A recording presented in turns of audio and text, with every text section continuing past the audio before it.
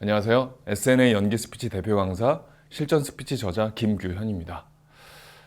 실전 프리젠테이션 앞으로 여러분들과 제가 총 9강에 걸쳐서 강의를 이제 저는 하고 여러분들은 이제 들을 예정인데, 자, 우리가 그 프레젠테이션이라고 하면 청중에게 어떠한 스토리를, 어떠한 이야기를, 어떠한 디자인으로 우리가 준비를 해서 어떻게 설득하느냐, 이게 관건이지 않습니까?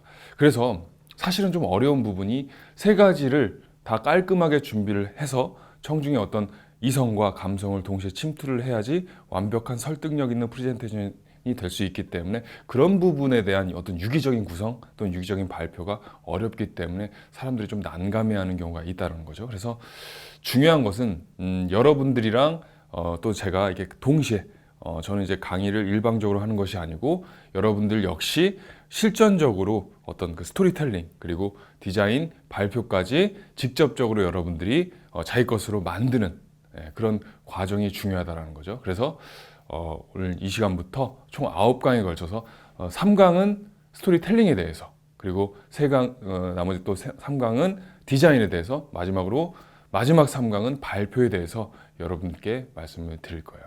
그러면 논리적인 어떤 그 스토리텔링 그리고 디자인, 그 다음에 마지막으로 감성적인 청중의 어떤 마음을 움직일 수 있는 그런 발표, 이것들을 통틀어서 총괄해서 여러분들이 이해할 수가 있게 되겠죠. 자, 화면 보시죠. 여러분들이 이제 얻어가시는 거예요. 총 그 9강에 걸쳐서 얻어가시는 건데, 첫 번째는 인상적인 스토리텔링과 PPT 디자인을 이해하는 거죠. 스토리텔링이 사실 굉장히 제일 중요하다고 어떻게 보면 볼 수가 있거든요. 그러니까 발표만큼이나 중요한 부분인데, 무엇을 얘기할 것인지 청중에게, 또는 어떤 설득력 있는 얘기를 할 것인지가 관건이기 때문에 굉장히 중요하죠. 나무로 따지면 어떤 밑둥 부분이기 때문에 밑둥이 정확히 뿌리가 박혀 있어야지 줄기가 되고 그것들이 풍성한 나무 또 열매를 맺을 수 있기 때문에, 그런 부분을 여러분들이 감안해서 생각을 하셔야 된다는 거죠. 그 다음에 그 스토리텔링을 바탕으로 우리가 이제 디자인을 하겠죠. 가령 뭐 보통 디자인 같은 경우는 슬라이드, 그러니까 스토리보드가 슬라이드라고 하면 한 30분 정도를 한다. 그러면 보통 20장에서 30장 정도의 슬라이드를 우리가 평균적으로 생각을 해야 되는데, 그 슬라이드는 바로 스토리텔링에서 나온다는 거죠. 그리고 그 스토리텔링은 핵심 키워드에서 나오겠죠. 아시겠죠? 그래서 주제를 바탕으로 그것들의 어떤 지류죠. 핵심 키워드를 바탕으로 해서 스토리텔링을 가령 뭐 4단이든 아니면 5단이든 이렇게 구성을 했다. 그러면 그 나머지를 가지고 스토리보드를 만들어서 발표를 하는 그런 유기적인 어떤 구성이라고 여러분들이 이해하시면 좋을 것 같습니다. 그래서 그런 논리를 여러분들이 어떻게 이해를 하시고 자기 것으로 만드냐, 그런 것들이 이제 관건이 되겠죠. 그 다음에 이제 매력적인 화법과 제스처를 통한 감성 설득 방법 이해하는 거. 자, 어떻게 보면은 스토리텔링과 더불어서 아무리 스토리텔링과 이제 디자인이 좋다라고 하더라도 청중의 마음을 지배하지 못한 그 프레젠테이션은 실패한 프레젠테이션이라는 거죠. 그래서 청중의 마음을 지배하는 방법, 즉 PPT와 디자인을 바탕으로 논리를 청중의 어떤 이성을 지배했다면 나머지 감성을 어떻게 지배할 수 있는가에 대해서 여러분들이 그런 매력적인 방법을 이해하는 그런 시간이 될 거예요. 그래서 이제 그런 것들을 바탕으로, 자, 세 가지죠. 스토리, 디자인, 그리고 발표. 자, 이렇게 해서 청중을 감동시키는 프레젠테이션 해법을 얻어가면 여러분들이 지금 9강에 걸쳐서 실전 프레젠테이션을 완벽히 이해할 수 있다라고 제가 설명드릴 수가 있겠습니다. 자, 우리가 프레젠테이션이라고 하면 다시 한번 말씀드리지만 굉장히 어려워요. 자, 우리가 뭐 보통 스티브 잡스, 빌 게이츠 이런 어떤 프레젠테이션의 대가들이 나와서 그 퀄리티를 확 높였죠. 그 전에 어떤 조금 주먹구구식, 주구장창 이렇게 이어지는 것들이 굉장히 체계적으로 또는 매력적으로 청중에게 다가갈 수 있는 그 프레젠테이션의 어떤 업그레이드 버전을 제시를 했다는 거죠. 자, 이제 앞으로는 뭐가 나올까요? 홀로그램 같은 것들, 그런 것들이 아마 나올 거예요. 제 생각에는 5년 안에 나오지 않을까. 그래서 그렇게 되면은 또 하나의 업그레이드가 된 버전이 되겠죠. 자, 그래서 어찌됐건 프레젠테이션이 어려운 이유는, 자, 세 가지를 다 생각을 해야 된다는 거죠. 보통 우리가 강의라고 하면 강의만 생각하면 되잖아요. 그리고 아니면은 뭐 보고서를 만든다. 그럼 보고서만 계획을 하면 되는데, 이 프레젠테이션은 스토리텔링, 그 다음에 디자인, 그리고 발표까지 이 세 가지를 동시에 지배를 해야지 청중의 마음을 움직일 수 있는 부분이기 때문에 그런 부분이 조금 까다롭고 난해할 수 있다라고 여러분들이 이해하시면 된다는 거죠. 그런데 그 세 가지 연결고리, 세 가지가 하나의 퍼포먼스구나라고 여러분들이 이해하실 때 이것은 그 상상 그 이상의 어떤 감동이 될 수 있어요. 네, 세 가지를 동시에 여러분들이 지배하고 이해하고 이게 논리와 감성이 동시에 축약되어 있는 거구나, 집약되어 있는 거구나라고 여러분들이 이해를 하신다면 이것만큼 매력적인 게 없어요. 즉 프레젠테이션을 잘한다는 것은 하나의 공연을 생각해야 된다는 거죠. 기획 단계에서부터 발표 단계까지 청중을 설득할 수 있는, 청중의 마음을 움직일 수 있는 그런 감동적인 프레젠테이션이란 바로 감동적인 공연이 돼야 된다는 겁니다. 아시겠죠? 그래서 오프닝서부터 처음 여기 무대에 나와서 여러분들이 얼만큼 그 사람이 발표를 많이 했겠어요. 스티브 잡스가 애플 그걸 할 때 발표를 할 때 이노베이션 이런 거 하지 않습니까?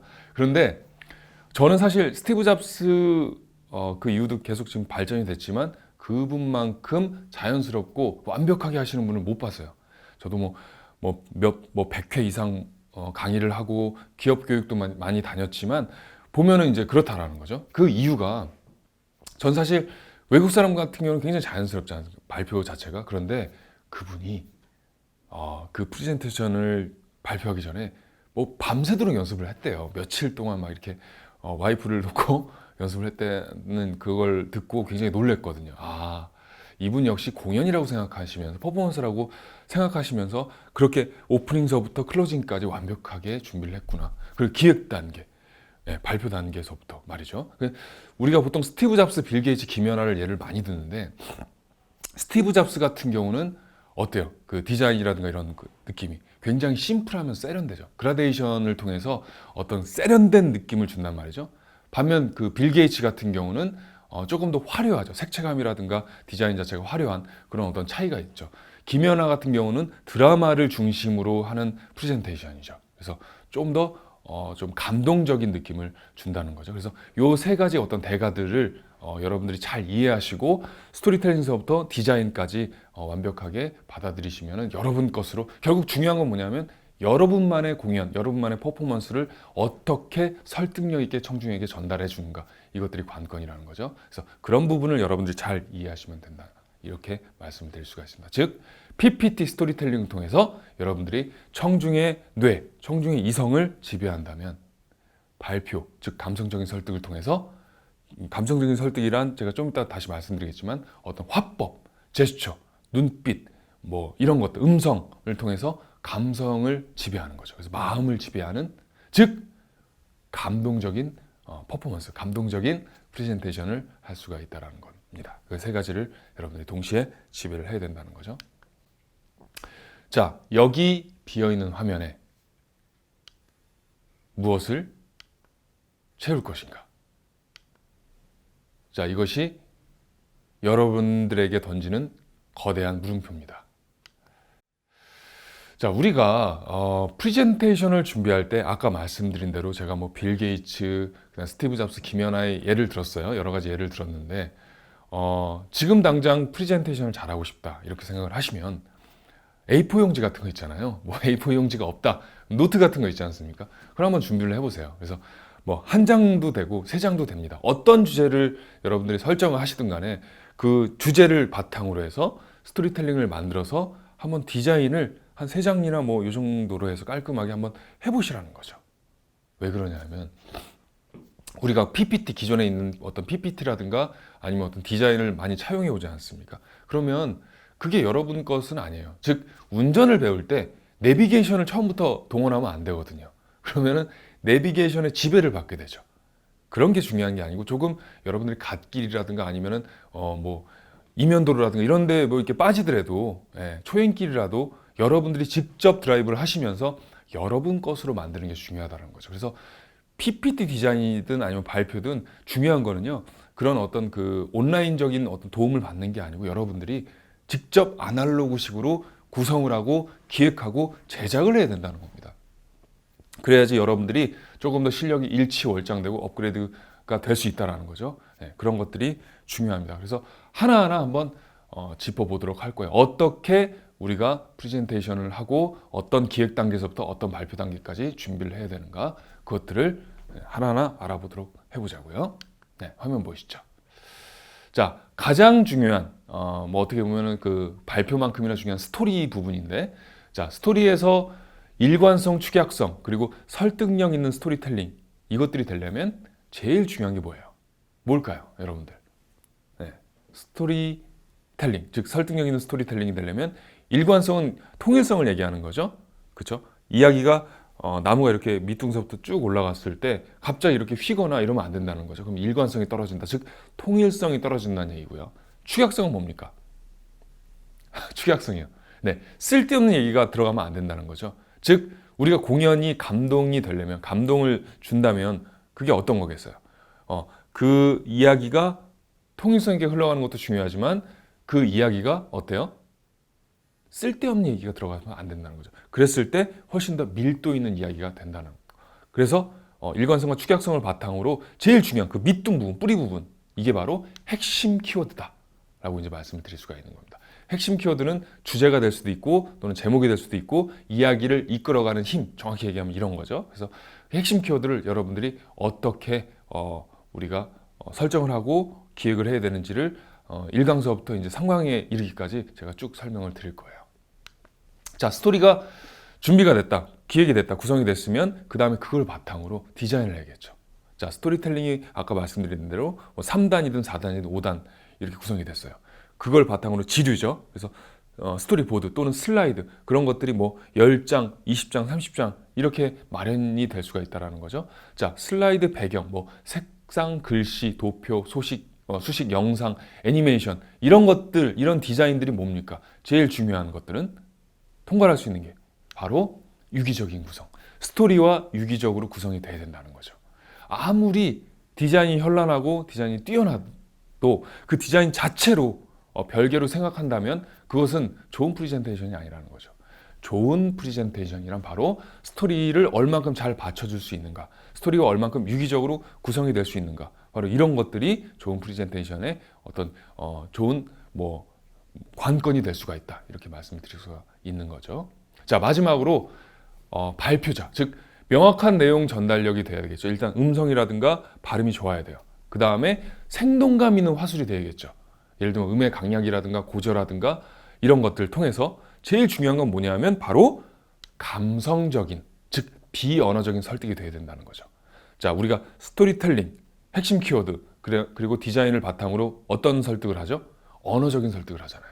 물론 PPT 디자인 같은 경우는 감각, 즉 비언어적인 시각적인 설득을 하고 있지만, 네, 대표적으로 이제 그런 것들이 논리적인 설득을 한다면 발표자가 그 PPT를 바탕으로 어떻게 청중에게 침투할 수 있는가, 이런 것들이 바로 비언어적인 설득, 즉 감성적인 설득, 이렇게 말씀을 드릴 수가 있는 거죠. 그래서 시선, 감정 표현, 그리고 아까 말씀드린 매력적인 화법, 뭐 음의 고저, 높낮이, 강약, 빠르기, 그리고 제스처, 생동감 있는 제스처를 바탕으로 청중들의 가슴을 침투하는 거예요. 그러면 완벽한 프레젠테이션이 될 수 있다라고 여러분들이 이해하시면 될 것 같습니다. 아시겠죠? 자, 청중 분석, 대상이 누구인가 굉장히 중요하죠. 몇 명 정도의 인원인가, 남녀 비율과 나이는. 제가 한 100회 정도, 100회 이상 지금 기업 교육을 계속 하고 있는데 그중에 뭐 프레젠테이션도 많이 하고 있어요. 외국계 기업, 뭐 다양한 대기업들 프레젠테이션을 하고 있는데, 중요한 건요, 제가 이제 초반에는 좀 실수를 한 적이 있어요. 왜 실수를 했냐? 제가 지금 생각을 해보니까 청중 분석이 100% 안 돼 있었던 거죠. 그래서 갔는데 예를 들면 뭐 저는 대리급들이 이렇게 있는 줄 알았는데 뭐 차장급들이라든가 아니면 부장급들이 왔다라든가 아니면은 남녀 비율이라든가 이런 것들이 안 맞아갖고, 제가 정확한 그들의 관심사를 짚지 못해서 공감대를 형성하지 못한 경우가 좀 있었거든요. 그랬을 때는 어떻게 돼요? 완벽하게 공연을 할 수가 없다라는 거죠. 왜? 그들의 공감대를 살 수가 없으니까. 굉장히 중요하다는 거죠. 그래서 지금 말씀드린 공감대, 관심사를 알아야 되는데, 가령 학교에서 얘기를 하는데 아이들을 대상으로 뭐 고등학교를 대상으로 하는데 갑자기 직장 드라마를 한다거나 직장 드라마를 얘기를 해서 그들의 어떤 관심사 또는 공통 분모를 형성한다거나 이게 말이 안 되지 않습니까? 또 직장에서 어떤 그 프리젠테이션을 교육을 하는데 또는 다른 강의를 하는데 그들 대상으로 학교 폭력이라든가 이런 것들을 얘기하는 것 자체가 그들의 어떤 공통 분모를 끌어내는데 어폐가 있다라는 거죠. 그래서 그들의 관심사가 무엇이고 그런 어떤 청중 분석이 정확히 되어 있을 때 그들의 방어벽이 무너뜨려지고 그리고 더 친밀하게 다가갈 수 있다. 굉장히 중요한 부분이라는 거죠. 자, 그리고 오프닝. 지금 뭐 청중과의 힘싸움이죠, 사실은.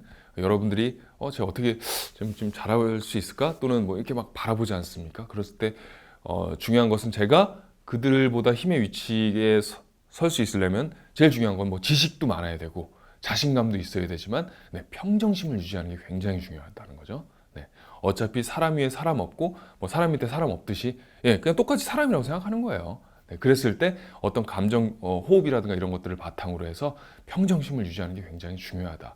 자, 여유와 침착함도 일맥상통한 얘기죠. 그랬을 때 이제 청중의 방어벽을 무너뜨릴 수 있는 나만의 무기가 있어야 된다라는 거죠.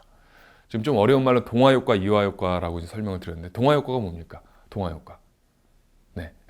공감대를 형성하는 거죠. 공감대. 이화효과는 낯설게 하는 거예요. 예를 들면 그 스티브 잡스가 그런 거 잘하죠. 상징성을 바탕으로 해서 자, 이것은 무엇일까요? 라고 하면서 자, 연결을 계속하는 거죠. 이것. 그리고 이노베이션. 하면서 딱 얘기를 하잖아. 이게 바로 혁명이다라고 얘기하는 것처럼 어떤 그런 이화효과가 중요한 부분도 있고 판촉 프레젠테이션, 판매를 위한 것들 같은 경우는 많이 쓰죠. 이화효과를. 동화효과 같은 경우는 그 나머지 어떤 정보라든가 또는 뭐 회의라든가 이런 발표에 있어서 자기소개라든가 많이 쓰는 방법인데 점점 방어벽을 없애기 위해서 공통 관심사를 갖고 얘기하는 거예요. 그런 것들을 동화효과라고 하죠. 그래서 3분 프레젠테이션 딱 시작한 다음에 3분 이내에 청중을 설득하지 못한, 청중을 침투하지 못했을 때는 그 프레젠테이션은 성공하지 못했다, 실패했다라고 감히 말씀을 드릴 수가 있는 거예요. 그만큼 오프닝이 중요하다는 겁니다. 그래서 자신만의 무기를 만들 수 있는 어떤 그 공감대를 형성할 수 있는 방법, 그리고 낯설게 하거나 아니면 주의 환기식의 어떤 이화효과적인 방법들을 여러분들께 제가 하나하나 설명을 드릴 거예요. 스토리텔링을 하면서. 자, 그런 것들을 잘 감안하셔서 여러분들이 이해하시면 좋을 것 같습니다. 자, 마지막으로 클로징이죠.